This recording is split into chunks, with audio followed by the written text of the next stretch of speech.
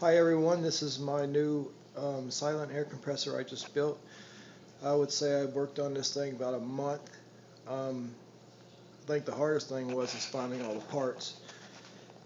What we have here is I got pressure gauge coming out of the tank, going into the regulator, and then coming out there's a valve right here that you can turn the airflow on and off.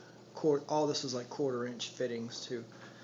So let's see, we got about 90 psi in there. I could turn this on, and the air pressure doesn't really come down that fast at all. It doesn't take a lot to work this. I got 20, 30 psi or whatever coming out. I can turn it up a little bit.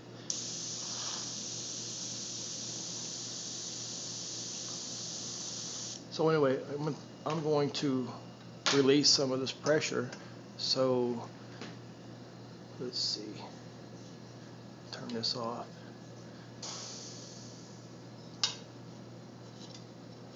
So that you guys will hear it running.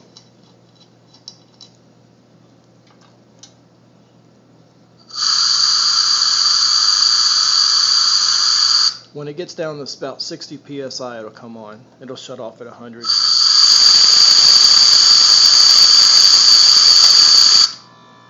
Okay, it just shut on. It just came on. It doesn't build real fast, but you don't use a lot of air for airbrush gun anyway. So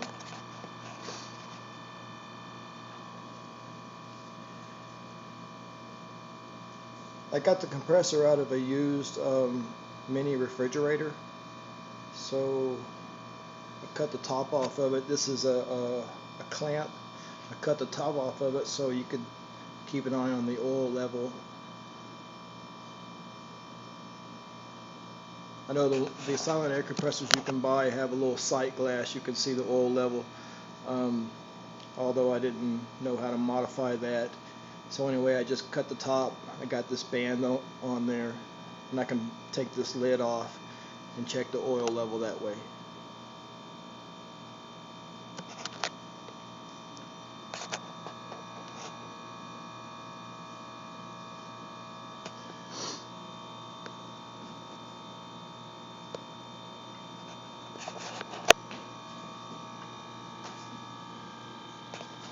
I don't know why the light on the camera just went out.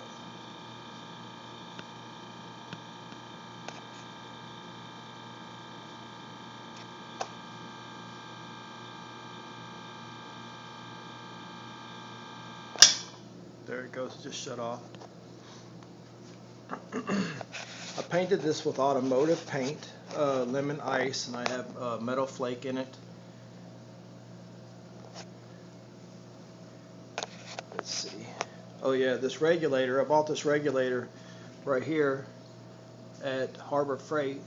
I just couldn't find anything that small anywhere.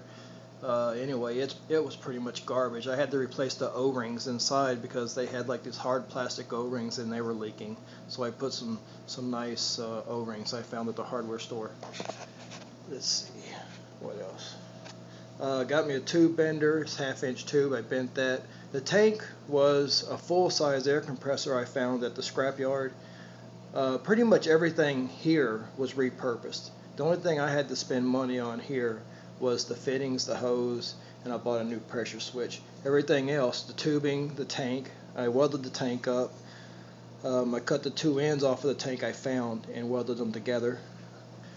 Welded all the fittings in. Actually, they're brazed in because I found out that when I welded it had too many leaks. So I brazed. I have this little nipple here. You can release the pressure that way too. Or if you know there's oil or condensation inside, you can do that.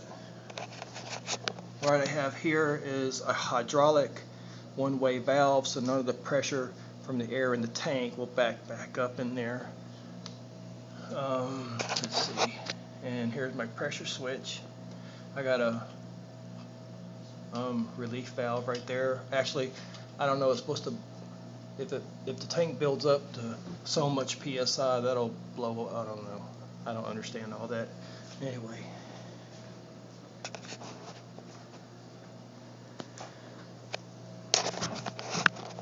got the wire plumbed in coming out. I left the wire here short because I didn't want to have a lot of wire hanging off the compressor. So this way I can just plug an extension cord up to it instead of lugging this around with the compressor. That's about it.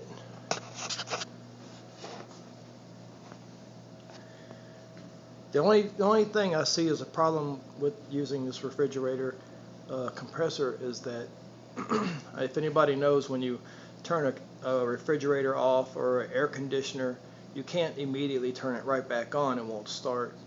Some kind of safety mechanism, I guess. So anyway, the airbrush doesn't use that much air, and it would take quite a long time. I don't know, maybe it's a 30-second wait before the compressor could shut off and come back on. I haven't really timed it yet, but it works great. Anyway, maybe someone out there is trying to build one. If you want to leave some comments, I could try to answer them. Everybody have a good day.